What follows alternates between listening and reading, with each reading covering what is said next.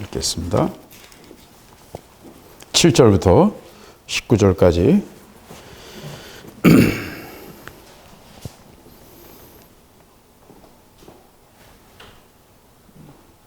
성경을 읽도록 불 조금만 켜주시겠어요? 같이 읽어야 되니까. 뒤에 좌석에. 감사합니다. 히브리서 3장 7절부터 12절입니다. 제가 한 절 읽고 여러분 한 절 읽고 교독하겠습니다. 히브리서 3장 7절 신약성경 355쪽입니다. 그러므로 성령이 이르신 바와 같이 오늘날 너희가 그의 음성을 듣거든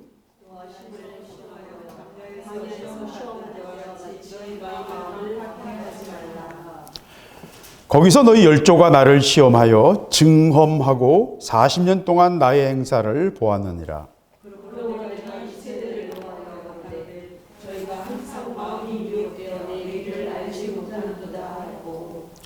내가 노하여 맹세한 바와 같이 저희는 내 안식에 들어오지 못하리라 하셨다 하였으니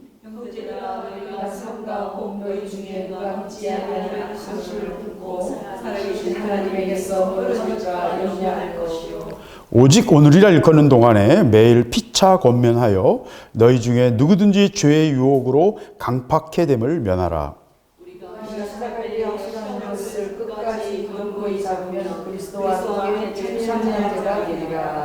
성경이 일렀을 때 오늘날 너희가 그의 음성을 듣거든 노하심을 격동할 때와 같이 너희 마음을 강팍해 하지 말라 하였으니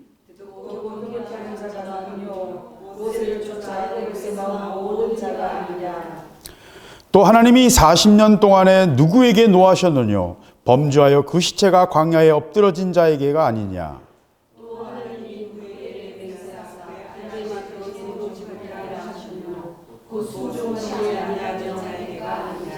이러보건대 저희가 믿지 아니함으로 능히 들어가지 못한 것이라. 아멘. 예.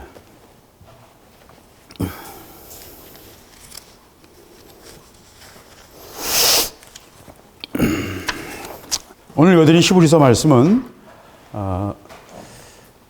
유대인들에게 그리스도를 증거하는 유대인들의 로마서예요.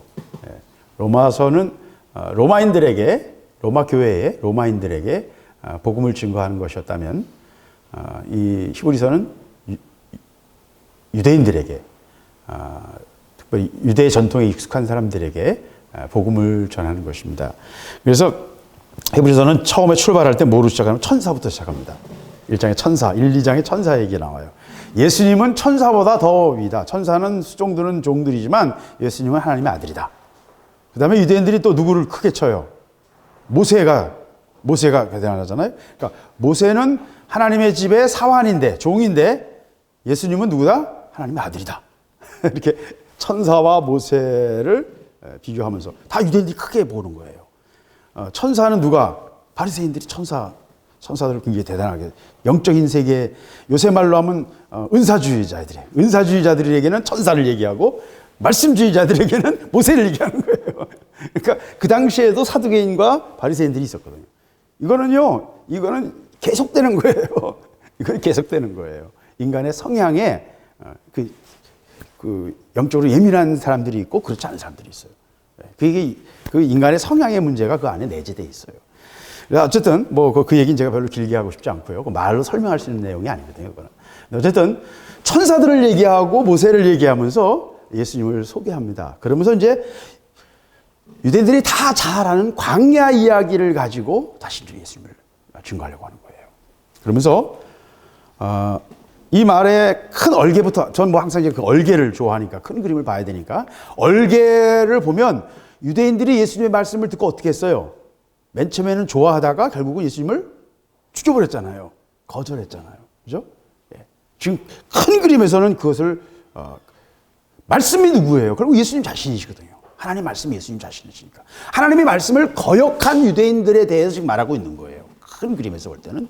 그러면서 하나님의 말씀을 들을 때 너희가 그 말씀 앞에서 마음을 강팍하게 하지 않도록 너희 마음을 잘 붙잡아야 된다. 이미 너희 한번 실패했다. 예수님 십자가에 못 박아 죽였잖아요. 하나님이 마지막으로 보낸 예언자였던 세례요한도 죽였고 예수님도 죽였어요. 그렇죠? 그러니까 다 유대인들이 죽인 거예요.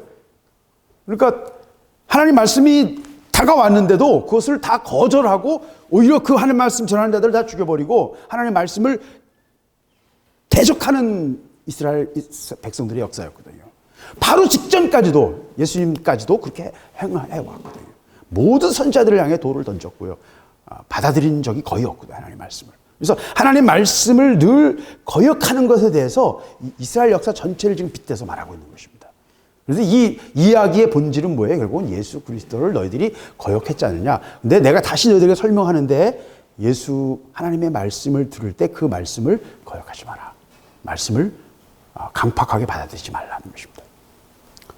그러면서 이건 뭘 노리는 거냐면 유대인들이 예수님에 대해서 이미 자기들이 죽였잖아요. 그러니까 예수님에 대해서 처음부터 이건 틀렸어라고. 왜? 예수님이 옳다고 그러면 자기가 뭐가 돼? 옳은 사람을 죽인 나쁜 사람이 되잖아요. 유대인들은 본성적으로 예수님을 거절할 수밖에 없어요. 본능적으로. 왜? 자기들의 전통, 자기들의 문화를 볼 때는 예수님을 죽인 자들이기 때문에 예수님이 이단이어야 자기들이 옳은 거예요. 예수님이 잘못돼야 자기들이 옳은 거라고요. 자기들의 문화와 전통이 옳은 거예요. 그러니까 예수님에 대한 저항감이 있을 수밖에 없는 거예요. 지금 이 사람은 아주 굉장히 히브리서 기자는요, 하도 바울인지 바나바인지 뭐 잘 모르겠지만 글을 봐서는 바울이 거의 분명해요. 여러 가지 문맥의 용어나 이런 걸 볼 때 저는 바울이라고 봐요. 여러 가지 로마서적인 특징이 너무 많아요. 같은 맥락으로 연결되는 게 너무 많아요. 그래서 저는 바울이라고 생각하는데 어쨌든 하나님 말씀을 들을 때 너희들 조심해라 하는 말씀입니다. 그리고 저에게는 저는 오늘 이 말씀 전하는 걸 별로 원하지 않았는데 왜냐하면 제 성적이 다 뽀록나거든요. 낙제를 많이 한 이스라엘 백성들은 40년간 낙제를 했지만 저는 25년간 낙제를 했는데 낙제를 많이 한 내 성적이 뽀록났거든요. 별로 이게 설교하고 싶지 않아요. 저는. 근데 말씀 안 주시니까 할 수 없이 그냥 전할 수밖에 없는데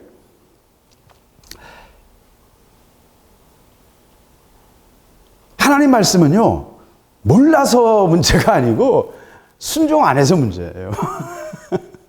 하나님 말씀의 본질은 우리가 하나님의 신비한 어떤 말씀을 신기한 말씀을 우리가 몰라서 못하는 게 아니고 우리가 순종을 안 해서요 그 말씀 안으로 깊이 들어가지 못해요. 그러니까 그건 말씀은 머리로 하는 게 아니거든요. 그 말씀으로 오늘 말씀에서 본문에서도 말하지만 나의 길을 모른다 그래요. 나의 길. 하나님이 가시길 원하시는 길이 있다고요.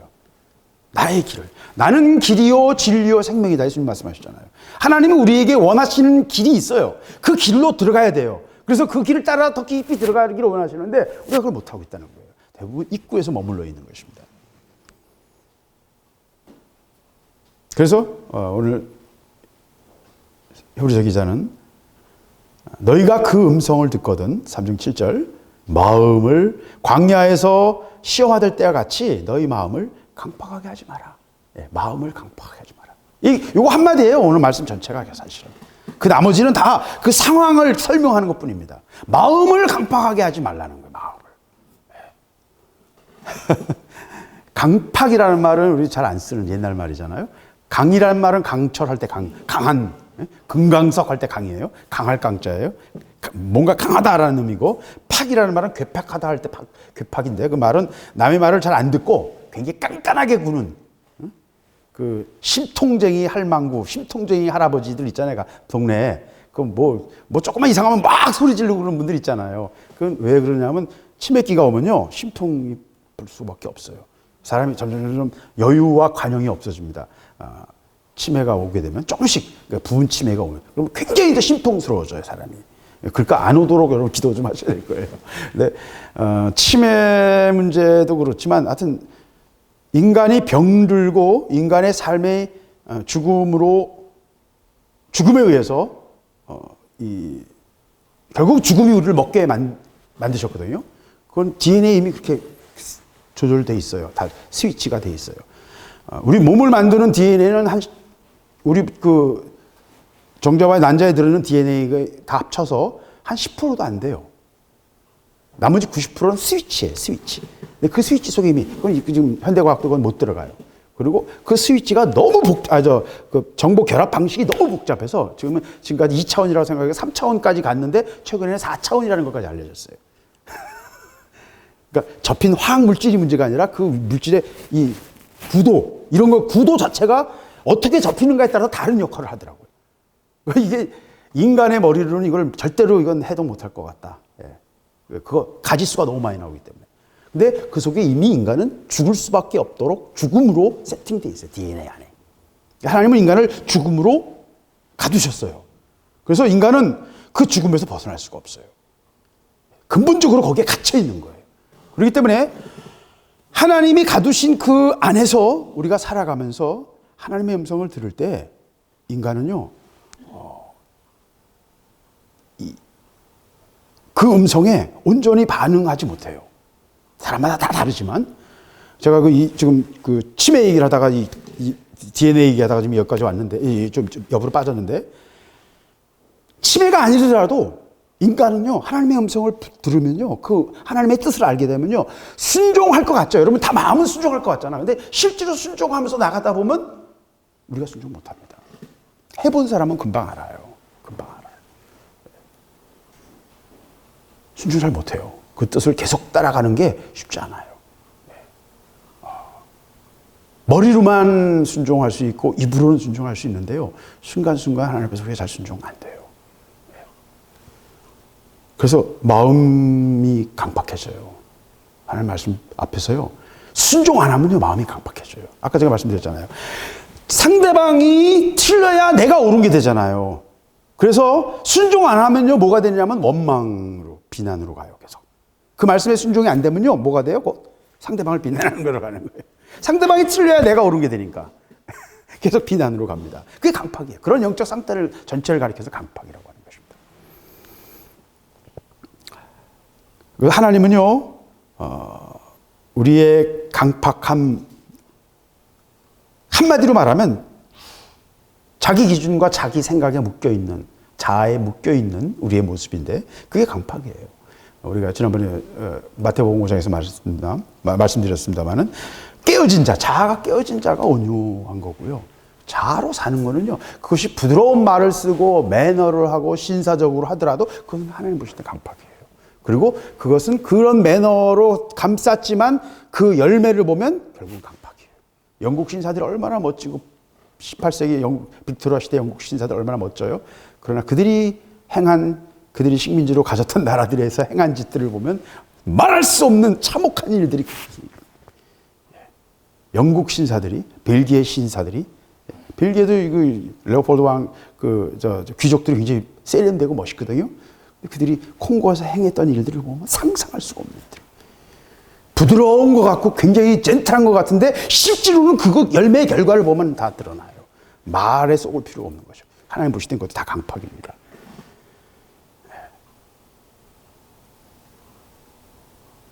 그래서 우리가 민수기에서 계속 보고 있습니다마는 9절에 거기서 너희 열조가 나를 시험하고 증험하고 40년 동안 나의 행사를 봤다.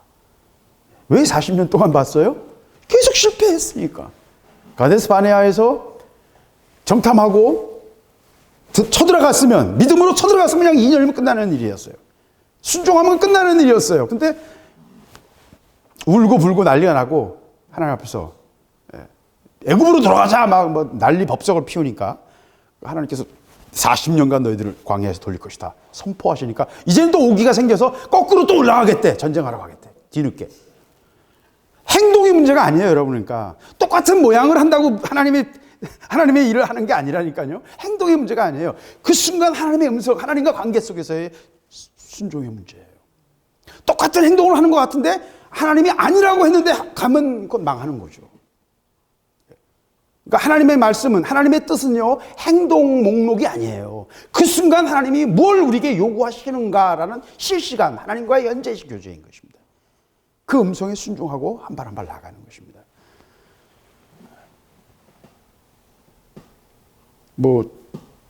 이스라엘 백성들이 하나님을 시험한 거, 증험한 것, 증험하다는 말은 테스트해서 그것이 정말 그런지 확인해 보는 거예요. 그래서 증험한 다음에 도장 찍는 게 승인이에요, 승인. 하나님이 우리를 테스트해 보시고 도장 찍으시는 거예요. 이 말은 이스라엘 백성도 하나님을 시험했고 하나님도 이스라엘 백성을 시험하신 거예요. 이 말로 보면 예. 지금 이 말 자체는 열조가 하나님을 시험한 거죠. 왜? 환경 속에서 너무 광야 가운데서 그 환경이 너무 가혹하고 너무 힘들거든요. 제가 계속 말씀드린다만 광야는 정말 힘들어요. 그건 생명체가 살 수 없는 곳이. 여러분을 갖다 놓는다면 일주일 안에 여러분 다 감당할 수 없을 거예요. 도망갈 거예요. 손들 거예요. 아니 미쳐버릴지도 몰라요. 네, 광야는 그렇게 힘들어요. 물도 마실 수 없고 낮에는 딱 뺏치고 어떻게 감당이 안 되는 거예요. 저녁 때는 또 영하로 내려가고 영하 0도 막 이렇게 내려가고. 광야에서의 그런 삶은 감당할 수가 없을 거예요. 먹을 건 뭐 아무리 걸어가도 먹을 건 볼 수 없고. 예. 그 광야에서 산다는 건 불가능한 일입니다. 생명이 살 수 없는 곳이에요. 본질적으로. 그러니까 하늘에서 떨어지지 않으면 살아남을 수가 없는 곳이 광야예요. 그 하나님이 만드신 이 세트장, 이 훈련장이 그 훈련장 통해서 훈련장 자체가 하나님의 의도를 드러내 주신 겁니다. 하나님을 의지 않고는 살아남을 수 없는 곳. 그것으로 하나님은 우리를 밀어넣으세요. 광야를 통해서 하나님은 우리를 시험하실 뿐만 아니라 그 훈련 코스를 통해서 하나님이 목적하신 바를 우리에게 새기기를 원하시는 것입니다. 그게 하나님의 훈련장이에요. 광야를 통해서 우리는 우리의 육을 하나님은 처리하기를 원하시고요. 하나님은 우리를 다스리시기를 원하세요. 그런데 신기한 것은 애굽에서 하나님을 훈련하지 않으시고요. 가난한 자가 복이 있다 하시는 말씀은 괜한 얘기가 아닌 거예요. 심령이 가난한 자다 복이 있고 누가복음에 보면 가난한 자가 복이 있다고 그러셨어요. 그냥 심령이 아니고 그냥 가난한 자가 복이 있어요. 하나님의 역사와 행하심은요 고난 속에서 있어요. 참 좀 짜증나죠. 이것 때문에 짜증나잖아요. 우리는 당하는 입장에서 항상 짜증나잖아요. 근데 배부르고 등 따신 사람들에게는 하나님의 음성을 듣고 그 음성에 순종하는 일이 별로 그런 일이 잘 안 일어나요. 참 신기하죠. 부자들이 구원받기 어렵다 예수님 말씀하시잖아요. 부자가 천국 가는 건 낙타가 바늘길 통과하는 것만큼 어렵다고 하시잖아요. 그 말이 과장이 아니에요. 육체적인 만족, 이 땅에서의 만족을 가지고 누리며 사는 사람들에게는 하나님을 향해 나갈 동기가 별로 없는 거예요. 그래서 환경을 통해서 우리를 으스러뜨리고요, 우리를 부서뜨리는 것 그 자체가 하나님의 은혜인 것을 여러분 아셔야 됩니다. 훈련장으로 여러분을 집어넣으시는 거고요. 훈련시킨다는 것은 내가 쓰겠다는 거고요. 하나님이 원하신다는 거예요. 하나님이 목적을 갖고 계신 거예요. 그래서 이 히브리서 3장 7절에서부터 계속 이 히브리서 기자가 말하는 것은 이런 하나님의 학교에서 이스라엘 백성들이 어떻게 하나님께 대들고 어떻게 하나님 앞에서 맞받아쳤는지를 보면서 하나님의 말씀 앞에 너희들이 강팍하게 하고 그 말씀 앞에 온전히 순종하지 못할 때 어떻게 될 것인가를 말하는 거예요. 이미 예수 그리스도를 십자가에 못 박아 죽였지만 이 편지를 쓸 때쯤에서 이스라엘 백성이, 이스라엘이란 나라가 땅에서, 지도에서 지워지기 직전이에요. 이 편지 쓴 건 60년대 초반이고 불과 70년도에 이스라엘 나라가 박살나는 거예요. 이 편지는 마지막 이스라엘 백성들을 향한 마지막 하나님의 경고일 수도 있어요. 시기적으로 볼 때는.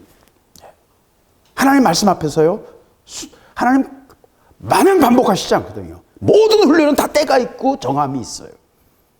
40년이라는 시간도 있을 수도 있고요.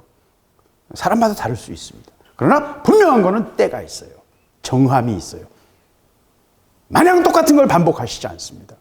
어떤 바보도 끝까지 계속 시험 볼 수는 없어요. 보다가 지칠 수밖에 없죠. 자기도 지치고 시험관도 지치는 거예요. 하나님은 우리를 긴 시간 허비하시는 것 같고 40년을 허비하신 것 같잖아요. 근데 요때 모세의 중군동 역사를 잘 보면 굉장히 재밌어요. 여러분 역사는 그래서 전체를 다 같이 봐요. 저는 그 고대사에 너무너무 어제도 잠깐 내셔널 지오그래피 잠깐 봤는데 모세 시대 핫셉투 여왕 이집트에서 두 번째 여왕인데 이집트 역사상 가장 강력한 힘을 가졌던 여왕이에요. 그래서 그 여왕의 장제전은 이집트 역사에서 가장 크고 화려한 그런 무덤이 아니고 무덤을 처리하기 위한 미라를 만들기 위한 시설이에요. 미라를 만들기 위해서만 임시 시설인데도 엄청나게 큰 장제전이 있어요. 저도 가서 보고서 굉장히 야 어떻게 3,500년 전에 이렇게 만들었나 그렇게 생각했는데 그 여왕이 모세를 물에서 건져서 키웠을 것으로 추정되는 여왕이에요. 그리고 그 여왕의 의붓 남동생, 남편이면서 의붓 남동생인 투트모세 3세가 모세를 출격했던 왕일 것이다 그렇게 생각을 해요. 그래서 그 앞뒤를 잘 제가 전에 이제 한번 가족 예배 드릴 때 그걸 또 거기 한번 또 꽂혀가지고 창세기를 계속 이어졌거든요. 그래서 거기 꽂혀가지고 그 역사를 확 한참 판 적이 있거든요. 자세히 보면 다 보여요. 다 찾을 수 있습니다. 왜 이 얘기를 길게 말씀드리냐면 그 시대에 일어났던 많은 일들의 그 역사적인 흐름을 보면요. 하나님의 다루심이 그 속에도 있어요. 역사 속에서도 보여요. 있어요. 분명하게 있어요. 이스라엘 백성들이 돌아와서 그 이스라엘 땅에 정착하는 그 시기가 양쪽 이집트와 이쪽 유브라데스 강 세력과 다 축소 시기였어요. 그래서 이스라엘이 거기 점령이 가능했어요. 이 전체 그림을 이 블록을 하나님이 이 막 역사를 움직이시는 것들이 전체가 다 그 속에 있다니까요. 그 조금만 눈을 뜨고 보면 다 그 속에 있어요. 그래서 그 모든 환경과 그 모든 배경을 다스리시는 하나님의 그 손길을 보면서 지금 얘기를 하는 겁니다. 40년 동안 이스라엘 백성들이 하나님의 그 다스림 속에서 하나님을 시험하면서 엎치락뒤치락 하면서 왔지 않느냐. 근데 결론이 뭐냐? 그들이 다 죽었다. 16절, 17절, 18절 계속 반복해서 이게 굉장히 좀 시적인 구조예요. 그래서 8절부터 8절, 9절, 10절, 11절은 시편 95편 7절부터 11절까지를 인용하고 있어요. 시편을 인용한 겁니다. 그 다음에 중간 15절도 시편 인용이고요. 나머지는 그 뒷얘기 16, 17, 18은 그 앞에 했던 얘기들 다 반복하는 얘기예요. 그러니까 길지만 12절에 되는 긴 내용이지만 내용은 하나예요. 마음을 강팍하게 하지 마라. 하나님 말씀을 들을 때 너희들 마음 강팍하게 하지 마라. 요거 하나예요. 왜? 강팍하게 하면서 그들이 다 40년간의 시간을 허비했을 뿐만 아니라 그들은 다 광야에서 죽었다. 그 말을 하는 겁니다. 그리고 이 경고는 제가 볼 때는 불과 몇 년 뒤에 이스라엘 예루살렘 성이 티투스 장군에 의해서 초토화됨으로써 이 경고는 그대로 이루어졌어요. 하나님 말씀 앞에서 강팍하게 하지 말라는 거예요. 끝까지 이스라엘 백성들이 거역하고 저항할 때 하나님은 이스라엘을 다스리셨어요. 역사 속에 명확하게 드러난다니까요. 말씀과 역사는 살아있어서 서로 유기적으로 연결된다니까요. 제가 아까 그 이집트의 왕이 얘기했던 것처럼 이걸 제가 보는 것처럼 있는 그대로 설명하기가 참 너무 어려워요. 어떻게 설명을 해야 될지 잘 모를 때가 많아요. 그러니까 막 답답해서 전 막 떠드는데 여러분에게 잘 전달되는지 그건 잘 모르겠어요.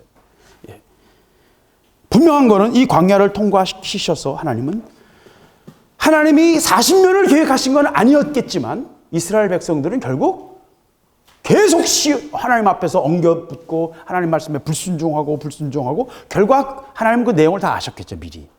그러니까 힌트가 어디 있어요? 모세의 40년 연단을 보면 알 수 있잖아요. 40이라는 숫자가 계속 반복되죠. 그 속에는 하나님의 의도적인 세팅이 있어요. 하나님 그런 디테일에 굉장히 재밌어 하시는 분인 것 같아요. 역사 속에 그런 게 굉장히 많아요. 이쪽에서 한 게 서로 뭔가 부합시키시는 거예요. 그래서 보는 사람 누군가가 보고 웃을 수 있도록 하나님 만드시는 거예요. 웃는다는 말은 그냥 재밌다는 말이 아니라 이거 하나님이 이렇게 정교하게 뭔가를 맞추시는구나. 그 하나님의 다루심과 그 손길을 느낄 수 있도록 하시는 것 같은 느낌이 들 때가 많아요. 근데 이스라엘 백성도 마찬가지입니다.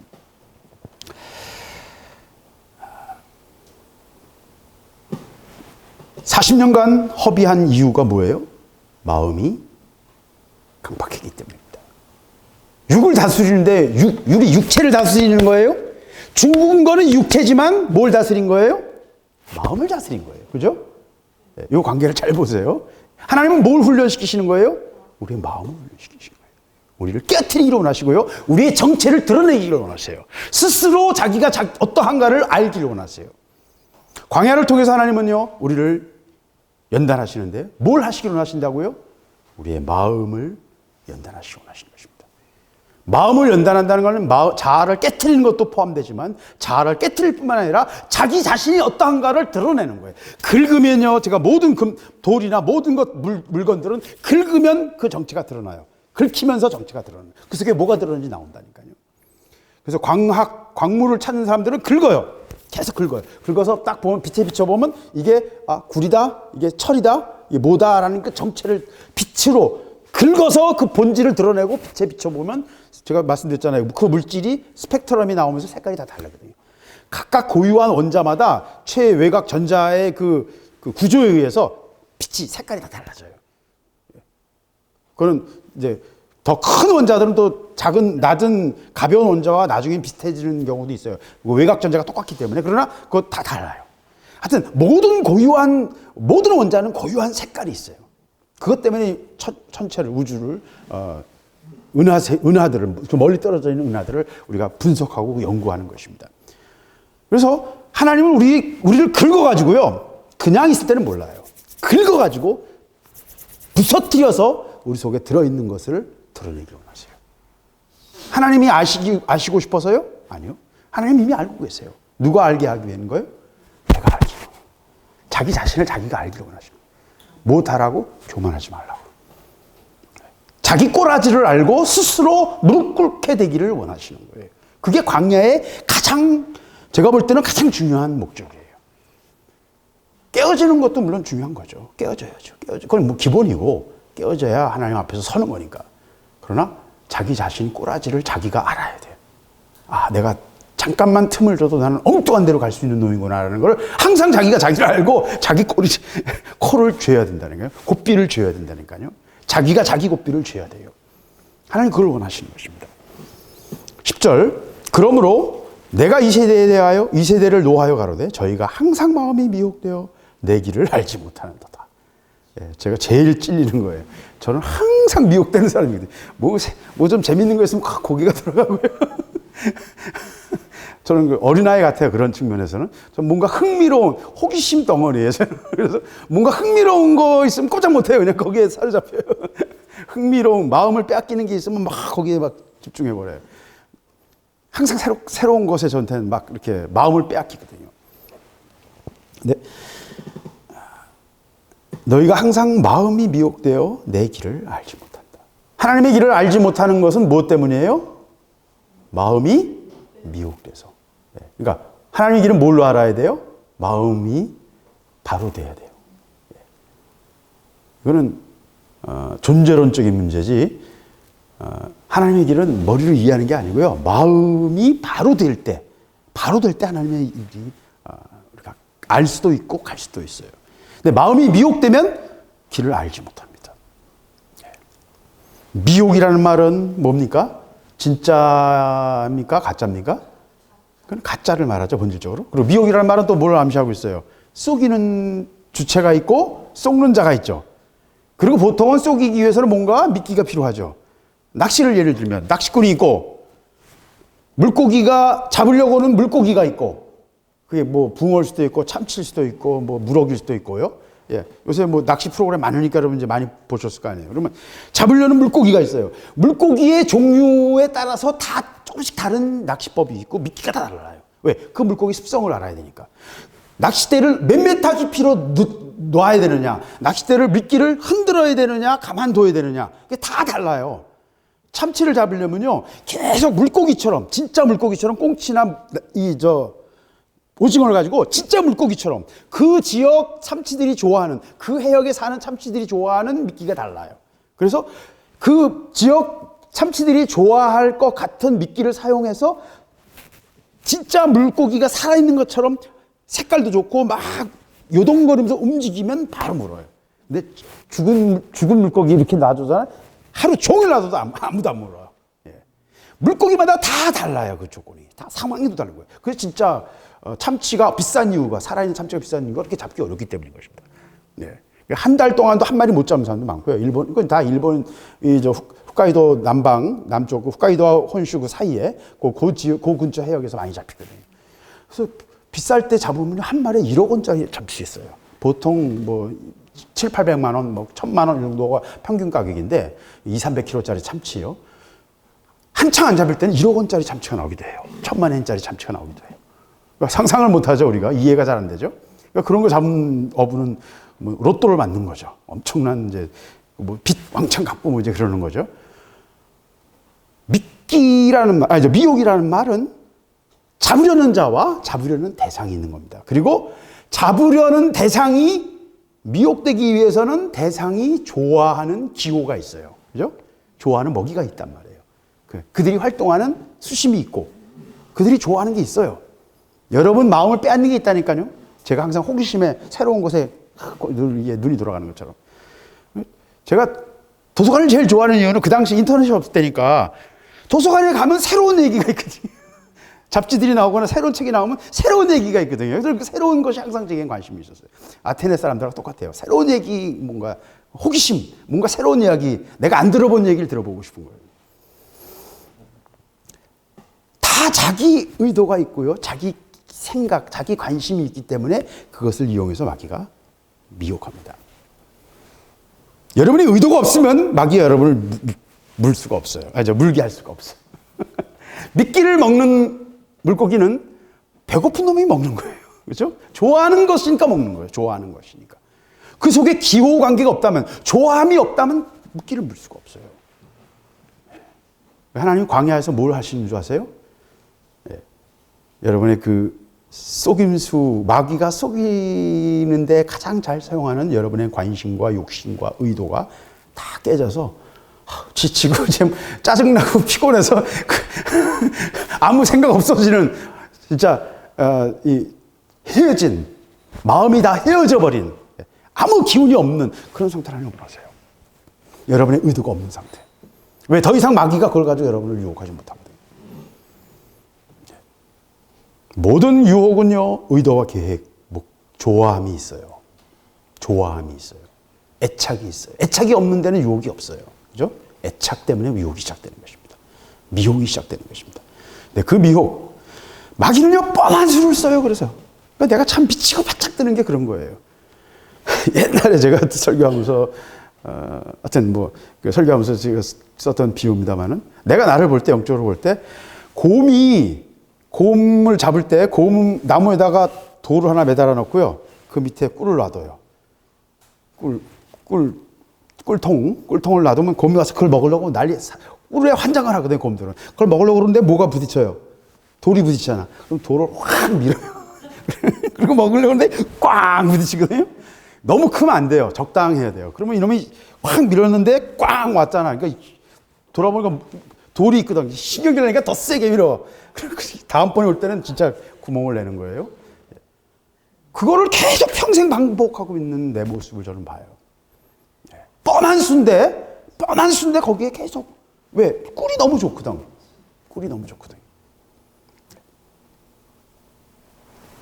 로마서 8장을 보면, 8장 한번 찾아보겠습니다.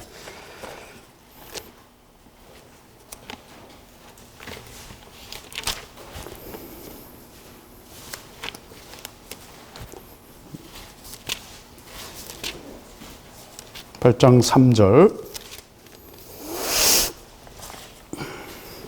율법이 육신으로 말미암아 연약하여 할 수 없는 그것을 하나님은 하시나니 곧 죄를 인하여 자기 아들을 죄 있는 육신의 모양으로 보내어 육신의 죄를 정하사 육신을 쫓지 않고 영을 쫓아 행하는 우리에게 율법의 요구를 이루어지게 하려 하심이니라.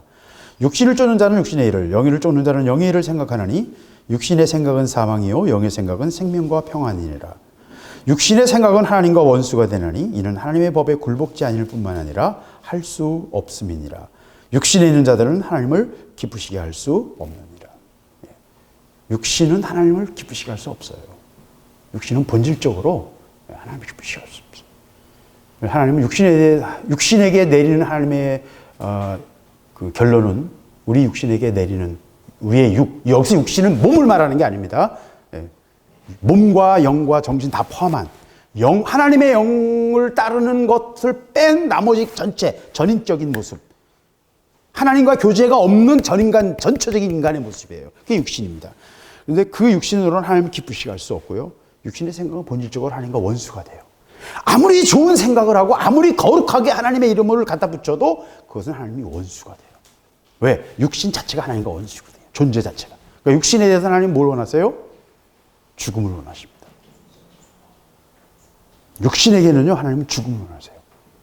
하나님을 알기 전에 가졌던 우리의 모든 생각과 우리의 모든 사고와 우리의 모든 것이 다 하나님은 죽기를 원하세요. 그래서 13절, 너희가 육신대로 살면 반드시 죽을 것이로되 영으로서 몸의 행실을 죽이면 살리니 무릇 하나님의 영으로 인도함 받는 그들이 곧 하나님의 아들이라. 육신으로 살면 반드시 죽습니다. 반드시 죽습니다. 육신의 결론은 죽음이에요. 아까 말씀드린 것처럼 이미 DNA에 이렇게 다 세팅이 됐다니까요. 인간의 힘으로 그거 못 풀어요. 한 10년 전만 해도, 한 7, 8년 전, 10년 전만 해도 DNA 이제 다 풀었다. 인간 DNA 게놈을 다 해석했다. 2000년대 초반만 해도 그 게놈 다 해석하려면 몇억 달러가 들었거든요. 근데 지금은 게놈 분석하는데 $1,000도 안 들어요. 그러니까 $1,000만 내면 내가 몇 살에 죽을 것이고 어떤 병에 걸릴지 다 알 수 있어요. 이제 DNA상은 그렇게 나온다니까요. 근데 그걸 스위치를 바꾸고 싶은 건데 그건 못하는 거예요. 왜? 그 자체를 분석할 수가 없어요. 아까 말씀드린 것처럼 그 화학물질만 가지고 이렇게 2차선으로 꼬인 것뿐만 아니라 3차로 꼬이고 4차로 꼬였어요, 이번에. 완전. 3차까지 제가 최근에 알았는데 4차원까지 연결됐다는 것을 최근에 또 과학자들이 발견했어요. 그래서 야, 이거 풀 수 있을까? 이거 인간이 못 풀 것 같은데 지금 그러고 있어요.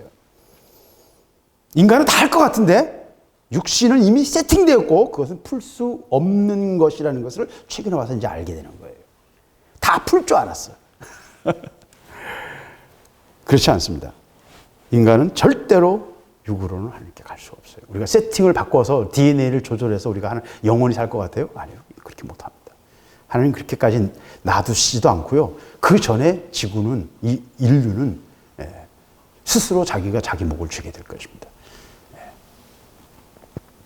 그래서 인간은요, 마음이 항상 미혹돼가지고 하나님이 원하시는 길로 우리는 가지 못해요.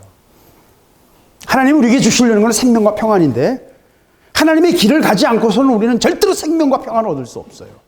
인간 스스로 육신으로는 절대로 생명과 평안을 얻을 수 없고요. 인류는 절대로 롱런할 수 없어요. 번영할 수 없어요. 결국은 막다른 골목에 다다르게 되는 것입니다. 지금 이미 거의 막다른 골목에 와 있거든요. 지금 현재 우리 상황이. 환경 변화도 그렇고 저는 온난화는 좀 그건 아니라고 보는데, 왜 태양의 주기에 걸려서 걸리는 거지만, 빙하기, 지금 간빙기거든요. 그러니까 별로 온난화 문제는 아니고, 사기지만, 인간이 만든 그 수많은 물질들, 수많은 플라스틱과 태우는 그 공기에 그 오염되는 것들, 이 모든 것들이 지금 너무 심각한 결과를 가지고 있어요. 생태계 전체가 지금 무너져 가고 있어요. 그래서 이거는 오래 못 간다. 내가 볼 때 이건 오래 못 간다. 왜? 하나님의 길을 모르기 때문에. 하나님이 창조하셔서 우리에게 주시려고 하셨던 그 본래의 길, 그 길, 하나님의 뜻을 따라 우리를 계획하셨던 그 길을 우리는 모르고, 그 길은 누가? 예수 그리스도를 통해서, 두 번째 아담이신 예수 그리스도를 통해서 우리에게 다시 열어주시기 원하시고요. 그 예수 그리스도를 따라 순종하는 자들에게 열리는 게 그 길이에요. 그래서 하나님의 영으로 인도함 받는 자들, 그들이 곧 하나님의 아들들이 되는 것입니다. 그 예수 그리스도의 영으로 인도함 받는 것입니다. 그래서 이제 여러분, 미혹이라는 단어가 나와서 말씀드리지만 마지막 때의 특징은 미혹이에요. 예수님이 계속 말씀하시잖아요. 마태복음 24장에서, 마가복음 13장에서, 누가복음 21장에서 계속 말씀하셨죠. 미혹, 그다음에 전쟁과 기근, 여러 가지 얘기를 징조를 얘기하셨습니다만은, 화산과 지진은 제가 전에도 말씀드렸지만, 지진의 경우는 1990년대까지의 지진에 비해서 90년대부터 지금 2020년이잖아요. 요 30년간 지진이 그 진도 5나 7 이상의 지진의 그 빈도가 수십 배 늘었어요. 수십 배. 객관적으로 수십 배 늘었어요. 그러니까 지금 엄청난 지진의 시대예요. 그러니까 마지막 때 말씀이 거의 맞아가고 있는 거죠. 분명해요. 너무나 명확해요. 근데 이 마지막 때는 뭐가 와요? 미혹입니다. 진짜 같은 가짜들이 너무 많고요. 하나님 말씀 앞에서 우리를 속이고 우리를 넘어뜨리려고 하고 전혀 다른 길로 이끌어가려고 하는 수많은 미혹들이 올 거라는 거예요. 그걸 분별해야 돼요. 깨어봐야 돼요. 그거 분별하지 못하면요, 끌려가는 겁니다.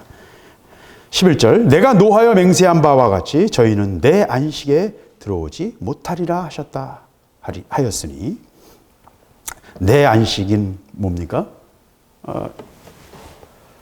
모세에게 말씀하셨던 것으로 또 여호수아에게 말씀하셨던 것처럼 가나안 땅 아브라함에게 약속하셨던 그 약속이 이루어지는 것입니다. 그러니까 이것은 종종은 아니지만 한시적으로 하나님의 뜻이 아브라함에게 주어진 그 말씀을 통해서 하나님의 뜻이 이루어가는 과정 속에서 하나님이 아브라함에 약속하셨던 것이 바로 가나안 땅이에요. 그러나 이거는 그림자죠. 하나님이 영원히 우리에게 주시려고 하는 영원한 안식에 대한 역사 속에서의 그림자일 뿐입니다. 이스라엘 사람들은 계속해서 그 가나안 땅에 대한 미련, 이스라엘 땅에 대한 미련이 그들의 인생 전체를 그 몇천 년간 이스라엘 민족 전체에게 그들의 염원이 되는 거예요. 왜? 하나님이 약속하신 것이거든요. 그래서 그게 안식에 들어가는 것입니다. 그러니까 이스라엘 민족이 가나안 땅을 그리고 하나님 말씀을 기대하고 하나님이 주실 어떤 은혜를 사모하는 그 모든 모습이 뭐예요? 하나님이 우리에게 주시려는 영원한 천국에 대한 모형인 것입니다. 간식은. 가나안 땅에 대한 이스라엘의 염원이 곧 하나님의 백성들이 하나님의 나라를 하나님의 땅 천국에 가서 하나님 보좌 앞에 가서 하나님과 함께 누리게 될 삶에 대한 영원한 안식에 대한 그림자예요. 이스라엘은 제가 늘 말씀드린 것처럼 그림책이죠. 역사를 통해서 그림을 우리에게 그림책으로 그림으로 우리에게 보여주시는 것입니다. 그래서 내 안식에 들어가지 못한다는 말은 가나안 땅에 들어가지 못한다는 말이지만 또 지금 우리에게는 승리하는 그리스도인의 삶, 영으로 인도함 받는 그리스도인의 삶, 하나님과 교제하면서 하나님의 음성에 순종하면서 열매 맺는 삶, 승리하는 삶으로 들어가지 못한다는 것입니다. 그리고 하나님의 일에 온전하게 쓰임 받는 삶으로 들어가지 못한다는 것입니다. 그래서 오늘 말씀은 간단해요. 마음을 지켜야 돼요. 마음을 강팍하게 하면 안 됩니다. 하나님의 음성을 들을 때 마음을 강팍하게 하면 안 돼요. 네. 이거 쉬운 것 같은데 쉽지 않아요. 우리는 한 말씀에 대해서 100가지 설명할 또는 100가지 변명할 100가지 뭔가 할 말이 있어요. 우리 속에는 항상. 우리 그렇게 생겨먹었거든요. 할 말이 굉장히 많아요. 우리는. 근데 여러분 할 말이 많은 사람은 아직 구신에 있는 거예요. 왜 안 죽었잖아. 죽은 자는 말이 없어요. 예, 간단한 겁니다. 죽은 자는 말이 없습니다. 예, 하나님 우리가 죽기를 원하세요. 죽기를 원하세요. 죽은 자는 말이 없어요. 죽은 자는 찔러도요 가만히 있어요. 왜? 찔러도 찔르는 줄 모르니까. 그를 흔들지 못해요. 죽은 자는 말이 없어요. 죽은 자는 찔러도 아무 반응이 없어요. 뺨따기를 때려도 아무 말 못해요. 그 죽은 자예요. 죽은 자만이 하나님의 길을 알 수 있고요. 죽은 자만이 하나님의 안식에 들어가고요. 하나님의 영광에 참여한 자가 되고요. 하나님의 자녀가 됩니다. 하나님의 길을 알고 그 길을 걷는 자는 안식하고 자기 일을 쉬고 자기 십자가를 지고 그리스도의 길을 따라갑니다. 그래서 안식하는 자, 그가 하나님의 일을 하는 사람이에요.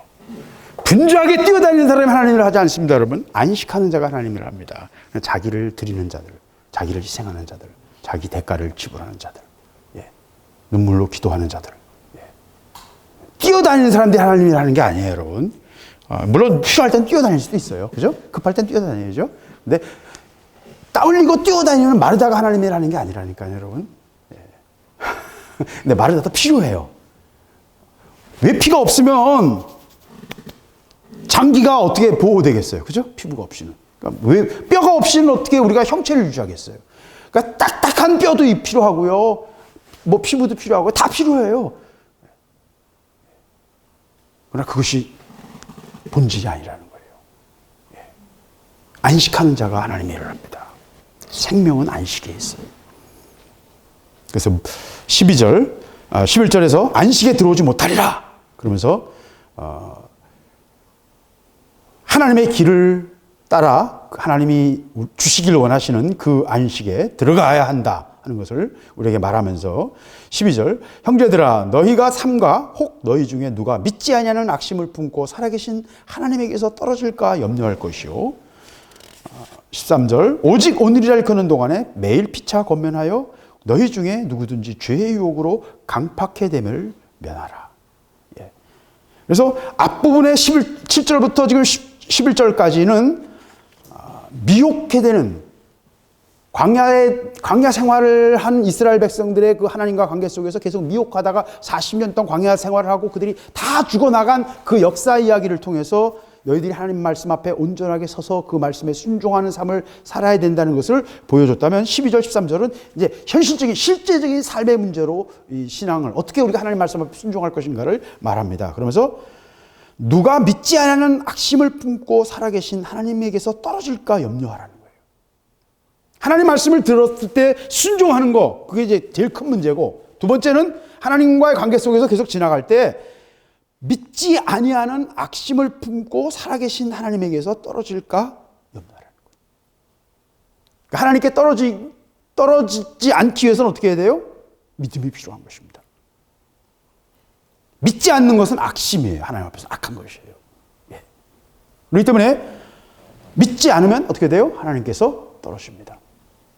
예. 우리의 모든 신앙에 움직이는 모든 영적 실제들은 믿음의 스위치를 통해서 우리에게 들어오는 거예요. 그러니까 그 스위치를 끄는 순간 모든 불은 꺼지는 겁니다.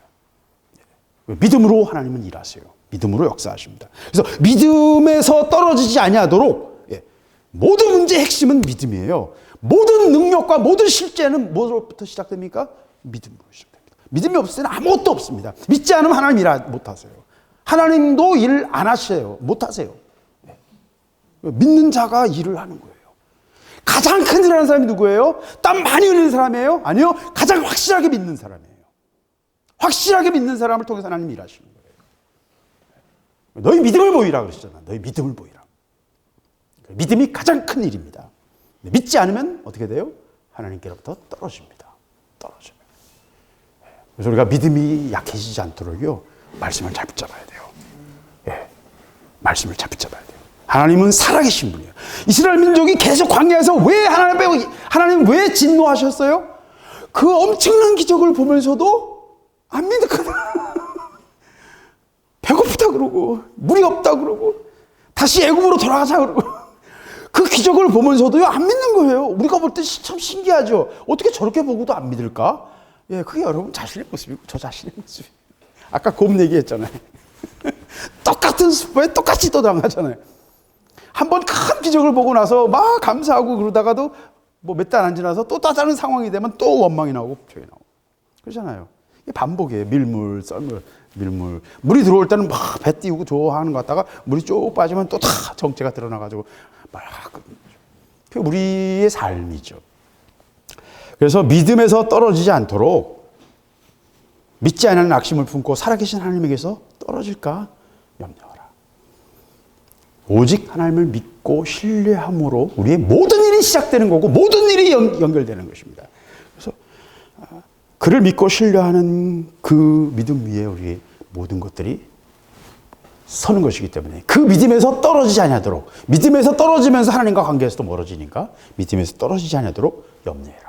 염려할 것이 있다면 무엇을 먹을까, 뭘 마실까 염려하거나 내 새끼들을 위해서 염려하거나 우리의 뭐 늙은 다음에 삶을 위해서 염려하거나 할 게 아니라 모든 것을 다 내려놓고 하나님 앞에서 내가 믿음이 떨어질까 염려하라는 거예요. 네. 왜? 하나님과의 올바른 관계에 있고 믿음 안에만 있다면 다른 건 다 문제가 되지 않잖아요. 그걸 다 하나님 다루실 수 있는 거거든요. 그게 마스터 키거든요. 그러면서 13절 오직 오늘이라 일컫는 동안에 매일 피차 권면하여 너희 중에 누구든지 죄의 유혹으로 강팍해 됨을 면하라. 예, 그러니까 우리는 하루살이죠. 예, 하루하루 살아가는 겁니다. 하루하루 살아가는 거예요. 하루하루 살아가는 것. 예, 매일매일 하루하루 살아가는 거예요. 왜? 어느 날인가는 아침이 없는 날이 오거든요. 예, 눈이 안 떠질 날이 온다니까요, 여러분. 예, 어느 날인가 분명히 와요. 그러니까 우리는 영원히 하루하루 살아가는 것입니다. 그러면서 너희 중에 누구든지 죄의 유혹으로 강팍해 됨을 면하라. 자, 마음이 강팍하게 되는 것은 아까 강팍하게 하지 말라 그러셨는데 8절에 너희 마음을 하나님의 음성을 듣거든 마음을 강팍하지 말라 그러는데 무엇이 우리를 강팍하게 해요? 죄의 유혹. 이미 얘기했죠. 우리가 미혹을 통해서 우리가 우리가 하나님의 길을 벗어나거든요. 미혹을 당해서 항상 벗어나잖아요. 근데 미혹을 당하는 건 뭐 때문이에요? 우리 안에 욕망과 우리 안에 있는 느낌, 내가 좋아하는 거. 내가 좋아하는 것 때문에 우리는 항상 망하고 내가 잘하는 것 때문에 항상 망하거든요. 그래서 죄의 유혹으로 어떻게 되느냐? 마음이 강팍하게 됩니다. 죄의 유혹을 받으면요, 제일 먼저 특징이 뭐냐면 감사가 없어져요. 감사가 없어지고, 그 다음에 두려워지고, 불평하게 되고, 비난하게 되고, 원망하게 되고, 집착하게 되고, 나중엔 자포자기하기까지 가요. 예. 죄는요, 그 코스가 뻔해요. 갈 길이 뻔하거든요. 그래서 마음이 강팍해지면요, 사람이 자꾸 아주 단순해요. 그냥 자기 자신을 바라보지 않아요. 그래서 사람은요, 이 개구리가 물에 삶아지는 것처럼, 유명한 얘기잖아요. 물을 천천히 올리면 개구리는 삶아지는 등 올고 풀어진다고. 근데 실제로 실험해 보면 그렇지 않다고 그래요. 뭐 잘 모르겠어요. 안 해봤으니까. 근데 그럴듯하잖아요, 그 얘기가. 근데 서서히 자기가 변하고 있는 걸 모를 수가 있어요. 그래서 뭐라 그러는 거예요? 서로 권면해라. 피차 권면해라. 우리를 공동체로 묶어주시는 이유는 뭐예요? 혼자 도 닦듯이 혼자 신앙생활에서는 절대로 알 수 없는 것들이 있다는 거예요. 공동체 속에서만 하나님 하실 수 있는 부분이 있어요.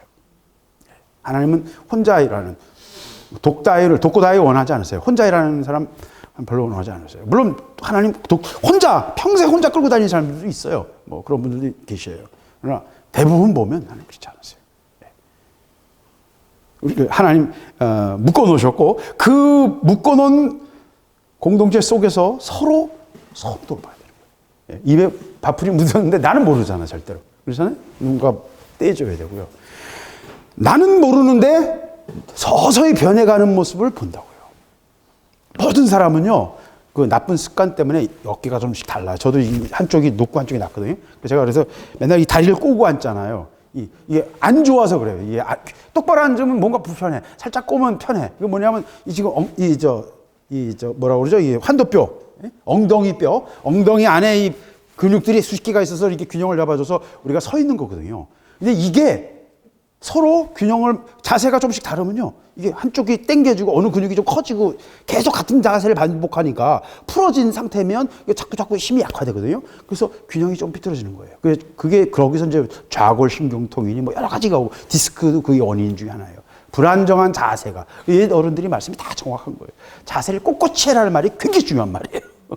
거기서 건강이 있거든요. 기본적인 건강이 있거든요. 근데 제가 왜 이 얘기를 길게 하냐면, 모든 사람은요, 조금씩 다 삐뚤어져 있어요. 자기를 죽었다 깨라도 몰라. 거울에 봐도 자기는 몰라요. 왜? 눈도 같이 삐뚤어졌잖아요. 그렇잖아요. 다른 사람이 뒤에서 봐야 돼요. 뒤에서 봐주면, 잘 보면, 어깨가 이쪽에 약간 삐뚤어졌네? 보이는 거예요. 다른 사람이 봐줘야 돼요. 우리는 서로 봐줘야 돼요. 서로 살펴줘야 돼요. 서로 살피지 않으면요, 절대로 알 수 없는 것들이에요. 근데 조금 전에 말씀드렸던 이런 그 자세 같은 거는요, 많은 병의 원인이기 때문에 그런 걸 잡아야 돼요. 저도 잘 못하는데, 그 인터넷에 뒤져보세요. 자세 교정법 뭐 이런 거. 내가 어디로 기울었는가 이런 것도 금방 해보면 알아요. 몇 가지 검사법이 있어요. 그걸 좀 해보세요. 노년의 건강이 중요한 겁니다. 그래서 사람은 누구나 다 조금씩 자기 약점이 있고요. 쉽게 빠지는, 미혹되는 부분이 있고요. 자기도 모르게 자기 생각이 서서히 변하기도 하고요. 사람은 다 불완전합니다. 그렇기 때문에 서로 도와줘야 되는 거예요. 서로 권면해야 되는 거예요. 그리고 그 권면을 잘 들어야 돼요. 어떤 사람은 들은 채도 안 해요. 저도 잘 안 듣는 사람 중에 하나인데, 들어야 돼요. 상대방이 하는 말들을 진심으로 들어야 돼요. 서로 교제해야 되고, 서로 나눠야 되거든요. 세포들은 모든 세포는 완벽한 왕국입니다. 어떤 면에서는 모든 세포는 각자 독립된 생명체라고 봐도 돼요. 그 정도로 세포벽은요, 어떤 것도 들어가지 못할 정도로 완벽하게 방어를 합니다. 그 세포벽을 뚫고 들어가는 게 무서운 질병이에요. 바이러스라든지 이런 것들이. 그 세포벽을 마음대로 뚫고 들어가는 것들이 무서운 질병을 일으키는 병원균들입니다. 그 세포벽을 뚫지 못하기 때문에 병균이 자라지 못하는 거예요. 그래서 세포 하나하나는 완벽한 생명체와 같아요. 그러나 그 세포 하나만 가지고는 존재할 수가 없죠. 그런 세포로 존재하는 거 바닷물이나 뭐 여러분 뭐 시궁창물 같은 데 떠서 보면 거기에 수많은 세균들이 있고 미생물들이 있거든요. 그런 작은 미생물밖에 안 될 수가 없는 거예요. 근데 그것들이 연합하니까 우리가 되는 거예요. 연합하니까 고래가 되는 거예요. 30m짜리 200톤의 거대한 생명체가 될 수 있어요. 그 뭐예요? 생명체들이 세포가 다 서로 연락해가지고 서로 연합하니까. 그럼 거대한 존재가 될 수도 있어요. 연합하지 않으면 아무것도 아닌 미생물이에요. 이 속에 엄청난 비밀이 숨어 있습니다, 여러분. 하나님은요, 우리가 연합해서 우리 모두가 거대한 그리스도가 되기를 원하세요. 우리가 그리스도의 몸이 되기를 원하시는 거예요. 예. 이 비밀이 놀라운 것이에요. 이 비밀을 정말 깊이 깨닫게 되면요, 자의식에서 꽤 많이 벗어날 수 있어요. 다른 사람이 나보다 더 거룩해지기를 진심으로 기뻐해 줄 수 있어요. 원할 수 있어요. 제가 전에 말씀드렸잖아요. 젊었을 때 제게 제일 큰 도전이 됐던 말이, 다른 형제가 나보다 더 거룩해지기를 진심으로 기도할 수 있는가? 그 말이 도전이 되잖아요. 내가 거룩해져야지 왜 제가 거룩해져야 되냐고요. 그렇죠? 네, 형제가 더 거룩해지기를 내가 진심으로 원할 수 있는가? 그렇잖아요. 아니, DNA 설계상 얘가 심장이 돼야 돼. 그럼 얘가 더 커져서 이게 심장이 돼야 되는데, 심장의 옆에 있는 놈이 내가 더 커져야 돼. 그럼 뭐가 돼, 그게? 암이 되는 거예요. 그죠? 암이란 다른 게 아니에요. 원래 설계도와 상관없이 자기를 키우는 거, 그게 암이에요. 그러니까 자아가 뭐예요? 암이에요. 하나님 설계도에서 볼 때는 여러분의 자아가 암이에요. 여러분의 자아는 선악과의 독을 먹고 자란 암이에요. 자아를 향해서는 하나님 뭘 하세요? 죽음 외에는 아무런 다른 선택의 여지가 없어요. 여러분의 자아에 대해서 죽음을 선고하셔야 돼요. 그것이 하나님 우리에게 요구하시는 바예요. 그래서 죄의 유혹으로 마음이 강팍하게 되는 것을 면해야 되는데, 그걸 나 혼자 기도하고 나 혼자 도 닦아서 되는 게 아니라는 거예요. 이건 뭐예요? 서로 얼굴을 살펴주고 서로 돌봐줘야 돼요. 몸을 잘 보면요, 여러분 의학 기사들 좀 많이 읽으세요. 몸을 잘 보면 말씀의 원리가 그대로 들어있어요. 저는 이 원리가 그대로 들어있는 걸 봐요. 이런 걸 또 분석해서 쓰는 의사들도 있어요. 그런 책들, 좋은 책들 많습니다. 몸의 원리가 하나님 말씀의 원리가 똑같아요. 같은 원리가. 왜? 창조주에 같은 하나님의 어떤 설계가 들어있다니까요. 의도가 들어있다니까요. 우리 제가 그걸 알고리즘이라는 말을 계속 설명하는데, 같은 원리가 들어있어요. 그 속에. 얼개가 들어있어요. 이게 이렇게 하시는데 하나님이 이렇게, 이런 의도로 하신 거구나라는 게 그냥 구조 속에서 보인다니까요. 그래서 죄의 유혹으로 마음을 강팍하게 하지 않도록 서로 돌봐주는, 서로 살피는, 철이 철을 날카롭게 하듯이 형제와 형제가 교제하면서 서로 비벼주는, 서로 다듬어주는 것, 그것이 필요합니다. 교제하지 않는 사람은요, 영적으로 건강하지 못합니다. 그래서 마음을 열고 교제해야 돼요. 14절, 우리가 시작할 때에 확실한 것을 끝까지 견고히 잡으면 그리스도와 함께 참여한 자가 되리라.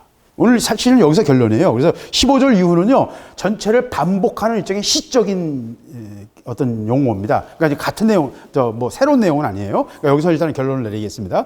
우리가 시작할 때에 확실한 것을 끝까지 견고히 잡으면 그리스도와 함께 참여한 자가 되리라. 그러니까 신앙은 뭐예요? 확실한 것이에요. 신앙은 확실한 거예요. 어렴풋한 거 붙잡는 게 신앙이 아닙니다. 믿음은 어렴풋한 게 믿음은 아니에요, 여러분. 어렴풋하면요, 여러분 절대로 그거 붙잡지 마세요. 희미한 건 아니에요. 하나님의 일은요, 확실한 거예요. 그러나 작게 보일 수도 있어요. 멀리 있어 작게 보일 수도 있어요. 그러나 희미한 거 아니에요. 잘 모르겠는 게 아니에요. 명확한 거예요. 그건 확실한 거예요. 다른 사람에게 설명 못 해도 돼요. 그러나 그건 확실한 거예요. 그걸 끝까지 붙잡아야 돼요. 그 믿음으로 하나님 끌고 가세요. 그래서 견고히 잡으면 어떻게 돼요? 그리스도와 함께 참여한 바가 되리라. 신앙의 목표는 뭐예요? 하나님과 함께 그 하나님의 자녀가 되어 하나님의 영광에 참여하는 거예요. 그리스도의 영광에 참여하는 것입니다. 대심판장의 자리에 앉으신 그리스도와 함께 우리는 함께 심판하는 것이고, 우리는 함께 새신랑과 신부의 결혼잔치에 우리 참여하는 것입니다. 이것을 하나님이 우리에게 주시기를 원하시는 그리스도와 함께 참여한 자가 되는 것, 그것이 우리의 신앙의 결론이에요. 그것까지 가기까지는 뭘 하라고요? 확실한 이 믿음을 끝까지 붙잡고 끝까지 견고히 흔들리지 말고 견고히 가라. 신앙은 자기가 확신한 바 위에 견고히 서는 것입니다. 예. 그래서 누가 뭐라고 말하건 그거 흔들리면 안 되고요. 그냥 꿋꿋이 가는 거예요. 예.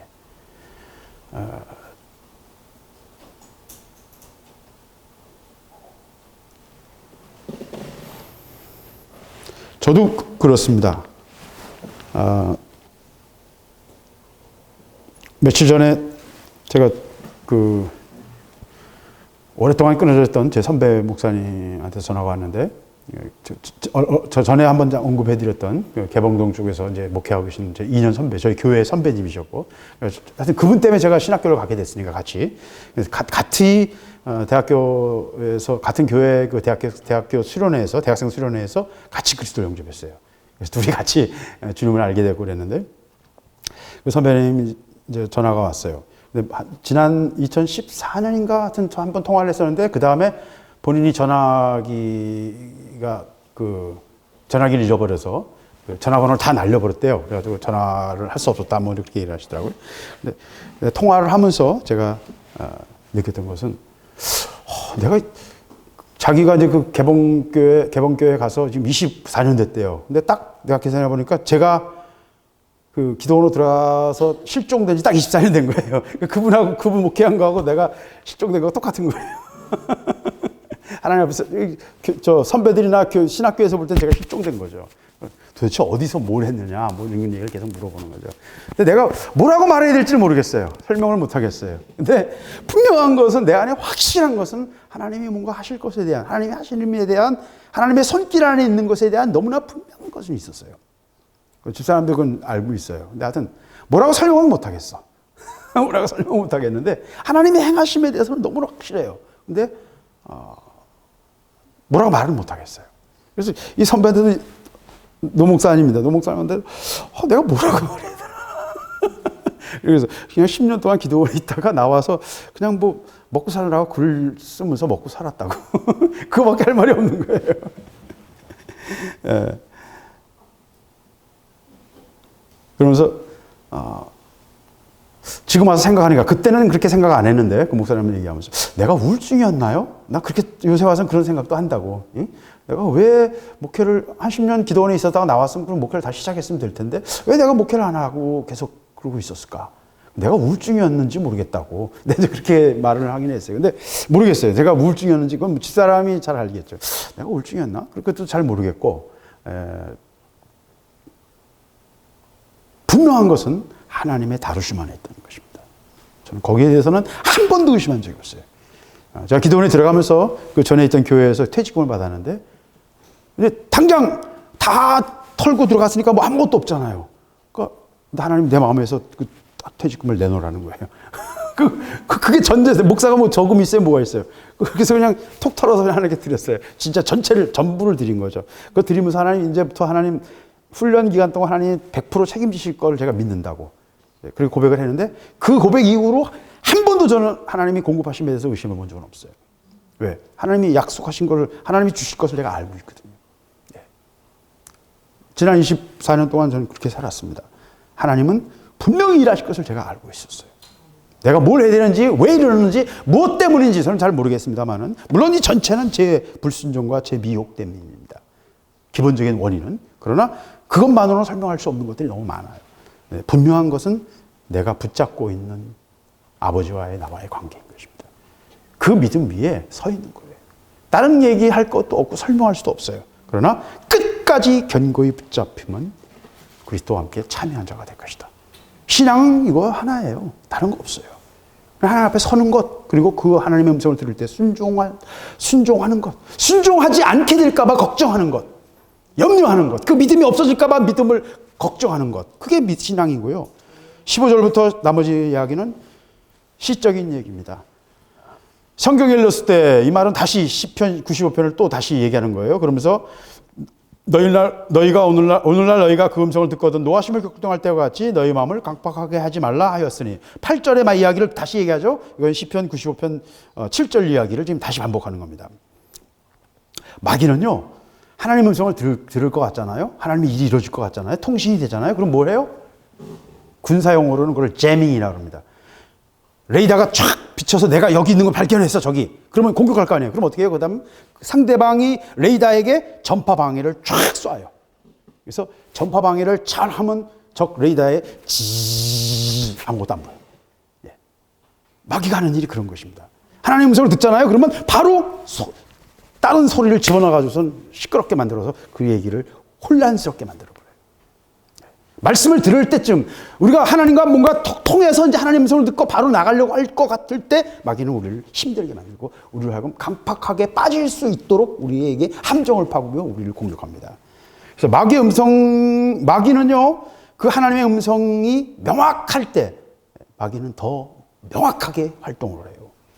우리와 하나님과 관계를 시험 들게 하고 강팍하게 하고 불순종으로 우리를 이끌어갑니다.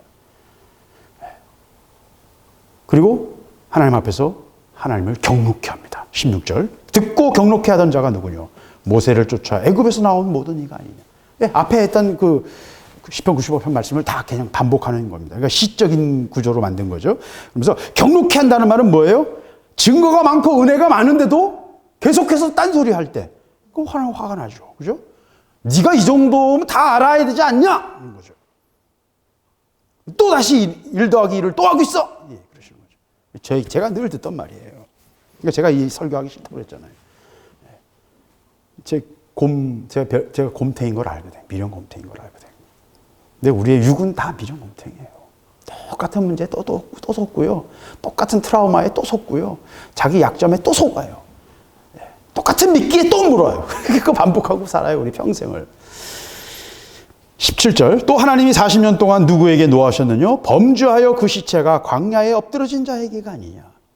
18절. 또 하나님이 누구에게 맹세하사 그의 안식에 들어오지 못하리라 하셨느냐? 순종치 아니하던 자에게가 아니냐. 뭐 앞에 얘기를 다 반복하는 겁니다만은 범죄한 자, 하나님께 순종하지 않는 자, 다 광야에 그것이 광야의 훈련의 목적인 것입니다. 그래서 19절 결론을 내립니다. 14절에서, 제가 12절에서 말했던, 그리고 14절에서 다시 이야기했던 것과 똑같은 내용이에요. 무슨 얘기예요? 이러보건대 저희가 믿지 아니함으로 능히 들어가지 못한 것이다. 뭐예요? 믿음이에요. 신앙은 본질이 뭐예요? 믿음이에요. 그래서 믿음 하는 겁니다. 다른 건 뭐 얘기할 거 없어요. 증거를 너무 요구하지 마세요, 여러분. 증거가 없어서 안 믿는 게 아니에요. 여러분의 믿음이 없어서 안 믿는 거예요. 우리가 안 믿는 거예요.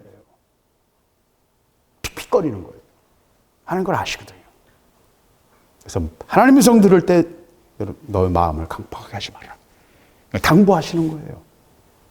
우리는 자꾸 증거를 요구하고요. 더 확실한 걸 요구하고요. 왜? 내가 망신당할까 봐. 그렇잖아요. 내가 낭패당할까 봐. 그죠? 예. 여러분 낭패당한 건 별로 중요한 일이 아니에요. 하나님이 낭패당하신 게 문제지. 그죠? 그럼 다 망하는 건데. 여러분 망신당하는 거에 대해서 두려워하지 마세요. 여러분이 이것이 옳다라고 생각해서 여러분이 실패할까 봐, 그래서 많은 사람들은 망신당할까 봐 두려워하잖아요. 그거 두려워하지 마세요, 여러분. 여러분의 자아가, 여러분의 명예가 깨지는 거는 별거 아니라니까요. 그건 작은 일이에요. 그러나 그 믿음이 성공했을 때 생기게 되는, 누리게 될 그 놀라운 열매는 비교할 수가 없는 거예요. 그러니까 실패하기를 두려워하지 마세요. 실패하기를 두려워하지 마세요. 외치세요. 하나님 주실 때 작은 것이라도 붙잡고 외치세요. 그리고 하나님 믿음으로 밀고 나가세요. 오늘 하나님 우리에게 원하시는 것은 바로 그런 것입니다. 믿지 아니함으로 능히 들어가지 못합니다. 어디에? 가나안 땅에, 안식에 들어가지 못합니다. 하나님의 자녀들의 그 영의 인도함에 우리가 들어가지 못해요. 여러분이 기도 안 했기 때문에 신령하지 않은 게 아니라요, 여러분이 안 믿기 때문에 안 신령한 거예요.